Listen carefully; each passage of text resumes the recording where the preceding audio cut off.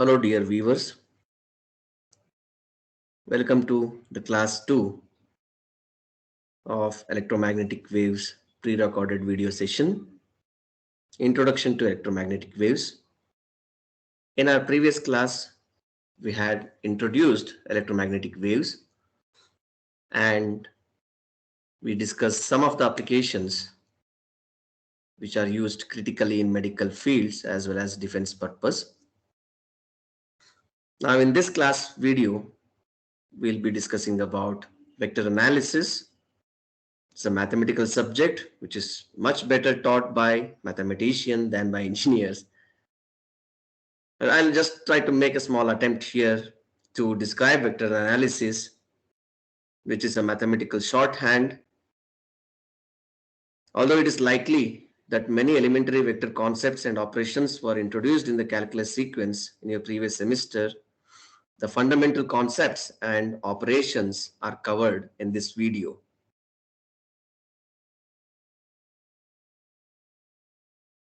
And also in the later part of the video, we'll be discussing about different types of coordinate systems, such as rectangular coordinate system, cylindrical and spherical coordinate systems, along with its different coordinate axes and interpretation of cylindrical and spherical coordinate system in terms of rectangular coordinate system.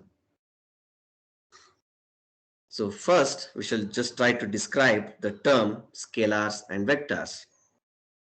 As you know in your previous 10+2 physics, the term scalar refers to a quantity whose value may be represented by a single, maybe a positive or a negative real number. The x, y, and z we used in basic algebra are scalars, and the quantity they represent are scalars. If we speak about a body falling a distance L in a time t or the temperature T at any point in a bowl of soup whose coordinates are x, y, and z, all these x, y, and z are scalar quantities. Includes mass, distance, density, pressure, volume, and time. Whereas coming to a vector quantity has both a magnitude and a direction in space. We shall be concerned with 2 and 3 dimensional spaces only, but vectors may be defined in n dimensional space. In more advanced applications, force, velocity, acceleration, and a straight line from the positive to the negative terminal of a storage battery are examples of vectors. Each quantity is characterized by both a magnitude and a direction. We shall be mostly concerned with the scalar and vector fields. We have some notations here. Scalar notations are either plain or italic A. Vector notations are either bold character or a bold or a plain with an arrow on top of a character. So these are some basic notations. Coming to a vector algebra. So what is a vector algebra? With the definition of vectors and vector fields, we may proceed to define the rule for vector arithmetic, vector algebra, and later vector calculus. Suppose if you consider vector A and vector B, to begin with the addition of vectors, we follow the parallelogram law, and this is very easily accomplished graphically. If you look at this figure, it shows the sum of two vectors A and B. It is easily seen that A plus B is equal to B plus A, or that vector addition obeys the commutative law. Vector addition also obeys its associative law.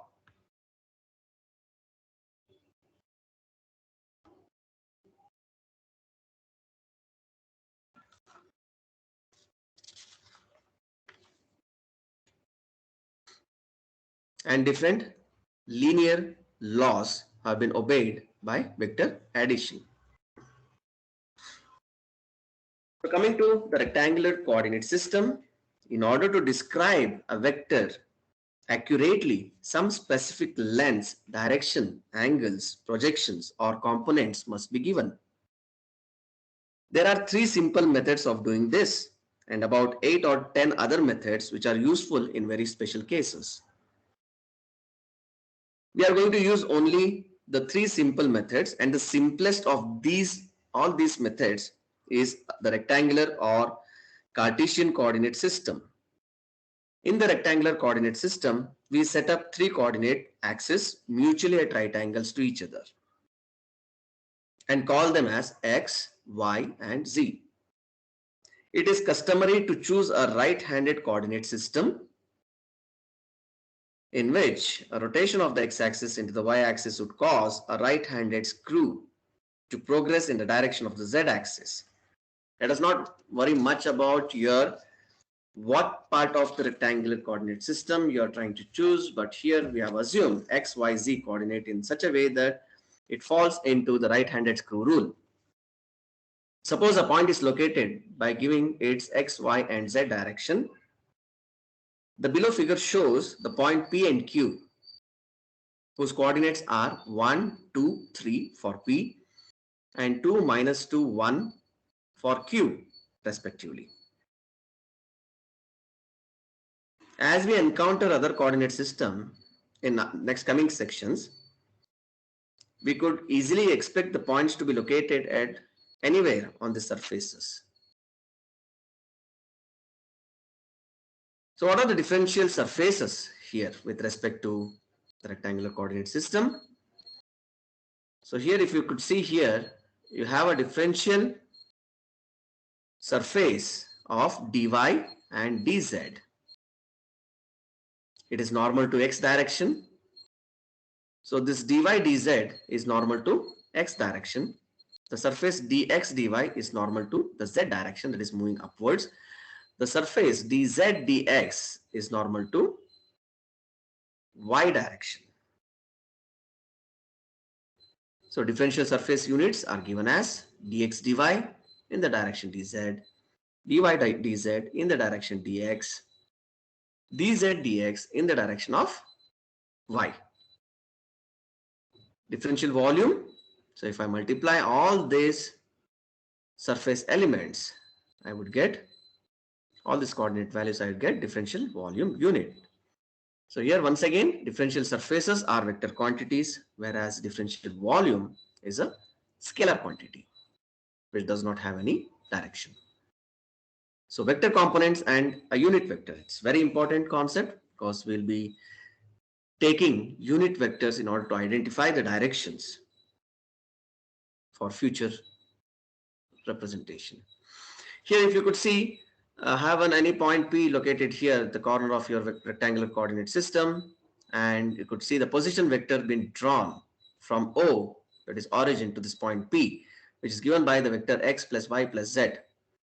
So x is some component of ax direction, y is some component in ay direction, and z is some component in az direction.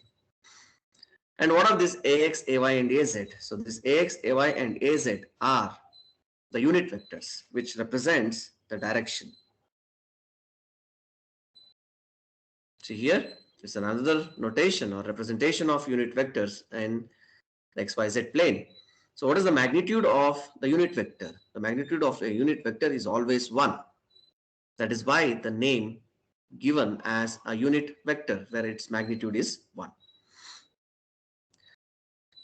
So now let us just try to see what do you mean by a position vector and a distance vector. So what is RPQ here? So just try to give a thought. What is RPQ? RPQ is a distance vector, which is basically you're trying to calculate the distance between 2 points from P to Q. So RPQ gives me the distance vector. So what is a position vector? Position vectors are nothing but the vector with respect to the origin from O to point P. The vector from O to point P you call it as the position vector. Likewise, O to Q you call it as the position vector of a Q. So distance vector RPQ is equal to the position vector of Q minus the position vector of RP. So now it can be calculated as RQ can be given as 2AX minus 2AY plus 1AZ minus AX plus 2AY plus 3AZ. If you solve this equation, you will get AX minus into minus 2AY, 2AY it's minus 4AY plus AZ minus 3AZ is minus 2AZ. So what is the distance vector? So distance vector RPQ is equal to AX minus 4AY minus 2AZ. So in this slide, you should understand what do you mean by a distance vector. It's the distance been calculated from between any two given points. It's a distance vector.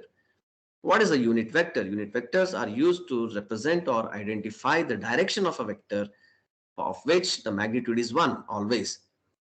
And the position vector is always calculated between the point and its with respect to its origin. So let us just try to discuss more about vector component and unit vectors. So for any vector B is equal to Bx Ax plus By Ay and Bz Az. Any vector B can be described in these terms. So the magnitude of B can be written as magnitude of B is equal to Bx square plus By square plus Bz square. Each of three coordinate system we discussed will have its three fundamental and mutually perpendicular unit vectors, which are used to resolve any vector into component vectors. So magnitude of B, AB. What is AB here? AB is nothing but a unit vector. Unit vector can be computed using the vector B over its magnitude. So unit vector in the direction of B can be computed with its vector and its magnitude. Example, given points M and N, find RMN. RMN is nothing but the distance vector between M and N. And AMN. AMN is nothing but a unit vector in the direction of MN. So here RMN is equal to vector N minus vector M. If I say vector N is nothing but with respect to a position vector N minus the position vector M. So this N can be represented as 3AX minus 3AY plus 0AZ minus of position vector M given by minus 1AX plus 2AY plus 1AZ, which is equal to 4AX minus 5AY minus AZ. How about calculating the unit vector? Unit vector is given by vector R over its magnitude. So vector R is equal to 4AX minus 5AY minus AZ, which falls into the numerator, and in the denominator is its magnitude 4 square plus minus of 5 square plus minus 1 of whole square. So which gives me 0.617 AX minus 0.772 AY minus 0.154 AZ. Coming to the dot product. So what do you mean by a dot product? We now consider the first two types of vector multiplication. The second type will be discussed in the next coming section. Given two vectors A and B, the dot product or a scalar product is defined as the product of the magnitude of A and the product of the magnitude of B and the cosine of the smaller angle between them. See here, what is A dot B here? A dot B is equal to magnitude A, magnitude B, cos theta AB. Cos theta AB is the theta angle which has been formed or created with respect to the vector A and B. The dot appears between the two vectors and should be made heavy for emphasis. The dot or scalar product is scalar as one of the names implies. It obeys the commutative law. Perhaps the most common application of the dot product is in mechanics, where a constant force F is applied over a straight displacement L and does an amount of work FL cos theta, which is more easily written as F dot L. So for any given vector, A is equal to AX plus AY in the direction AY plus AZ in the direction AZ, and BX components. A dot B is equal to AX BX plus AY BY. You could see the relative terms has been multiplied. The coefficients of AX is multiplied with the coefficients of B.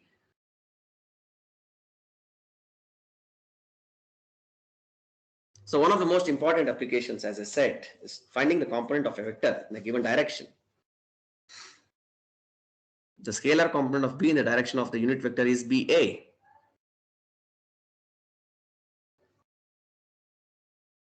So B dot A is equal to magnitude of B, magnitude of A, cos theta BA, or simply B cos theta BA. Why? Because magnitude of unit vector is always 1. So why the dot product is used here? One of the most important application, finding the component of A in a given direction.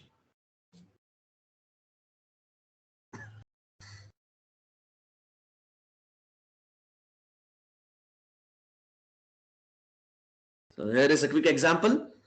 So if I give a 3 vertices of a triangle are located at A, B, and C, find RAB, RAC, the angle theta BAC at vertex A, the vector projection of RAB on RAC. So quickly try to solve this problem. I'll go mute for 1 minute. So just try to give a try.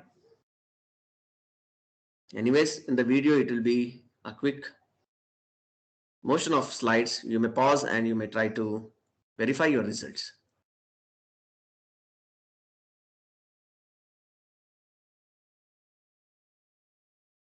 So here you could see RAB dot RAC is equal to RAB RAC into cos theta. So cos theta, if I want to calculate the cos theta and then later in terms of theta, I could get a result as theta is equal to cos inverse of some degree. 0.594 is equal to 53.56 degree. So did I calculate theta angle here or at vertex A? Vertex A is nothing but it falls inside this angle. Theta falls inside the corner of A. Likewise, if I give the 3 vertices of a triangle, it's a continuation. In order to find RAC, okay? Yeah. So next, we shall go to the cross product. So what do you mean by a cross product? Given 2 vectors A and B, we shall now define the cross product or vector product of A and B are written with a cross between the 2 vectors A cross B and read A cross B. The magnitude of A into B is equal to the product of the magnitudes of A and B and the sine of the smaller angle between them. Of course, the direction of A cross B is perpendicular to the plane containing A and B and is in the direction of advance of a right-handed screw rule as A is turned into B. You could see this is in the right-hand screw rule. So here is the example. A cross B is equal to AN, magnitude AB sine theta AB. So what is this AN? So this AN represents the direction of advancement of a right-handed screw rule. This is perpendicular to this AB sine theta. The cross product is a vector and it is not commutative. So B cross A is equal to minus of A cross B.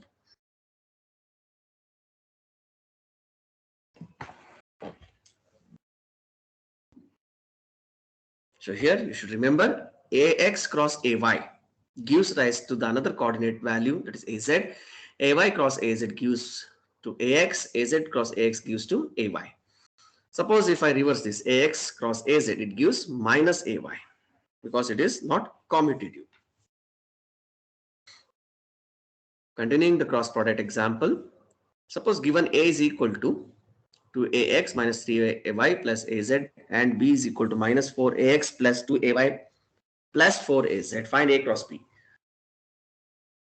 So this is a very simple basic steps which has been performed. Okay, now going to the other coordinate system, that is a circular cylindrical coordinate system. The rectangular coordinate system is generally the one in which students prefer to work due to its more simplicity to work every problem. This often means a lot more work for the student because many problems poses a type of symmetry which pleads for more logical treatment. The circular coordinate system is the three-dimensional version of the polar coordinates of analytic geometry. Okay, so here in the two-dimensional polar coordinates, a point was located in a plane by giving its distance rho from the origin and the angle phi between the x coordinate, here you could see this, between the x coordinate and a point P which is located on the xy plane. The other axis is z. So any point given in the cylindrical coordinate system can be represented in terms of rho, phi and z. I repeat, phi is an angle created between x and the line joining to the point from the origin, between the line x and the line joining the point and the origin. So what are the differential surface units? As I said, differential surface units with respect to, normal to the phi direction, it is d rho dz. You could see here d rho dz, which is normal to the phi direction, rho d phi dz, which is normal to rho direction, d rho d phi, which is normal to the z direction. And the differential volume elements, just multiplication of this differential surface values, rho d phi and dz. So relation between the rectangular and cylindrical coordinate system, this can be related with the rectangular coordinate system where rho is equal to square root of x square plus y square, phi is equal to tan inverse y by x, z is equal to z. Whereas x is equal to rho cos phi, y is equal to rho sin phi, and z is equal to z. So this is the relation between the rectangular and cylindrical coordinate system. In continuation with the cylindrical coordinate system, you could see a rho, a phi, az are the coordinate axes of a cylindrical coordinate system, and ax, ay, az are the axes of the Cartesian coordinate system. So the dot products of a given unit vectors in cylindrical and rectangular coordinate systems are ax dot a rho gives rise to cos phi, ax dot a phi gives to minus sin phi, ax dot az, since it is perpendicular, it gives zero value. Ay sin phi, ay a phi cos phi, ay az 0. Az dot az with itself gives 1. With respect to all the other values, it gives 0.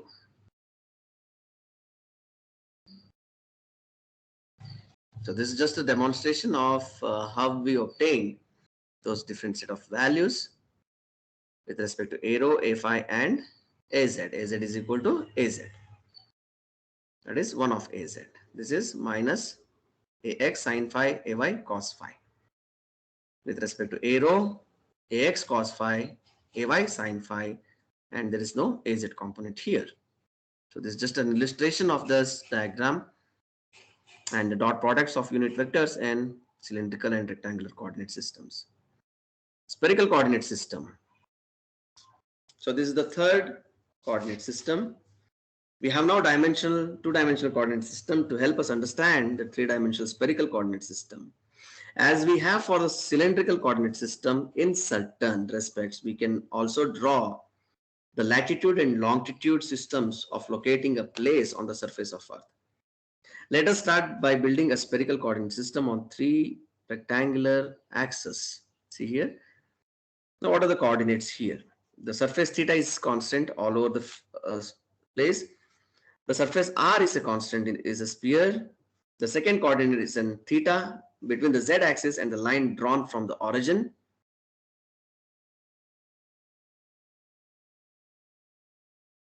To the point in question, the surface theta is constant, is a cone, and two surfaces. See here, theta is a constant. Two surfaces and sphere are everywhere but perpendicular along their intersection. The third coordinate is phi, which is an azimuthal angle of similar to your cylindrical coordinate system, and it has been formed or created with respect to x coordinate axis and the point in question. The line drawn from origin to the point in question and x-axis creates an angle phi.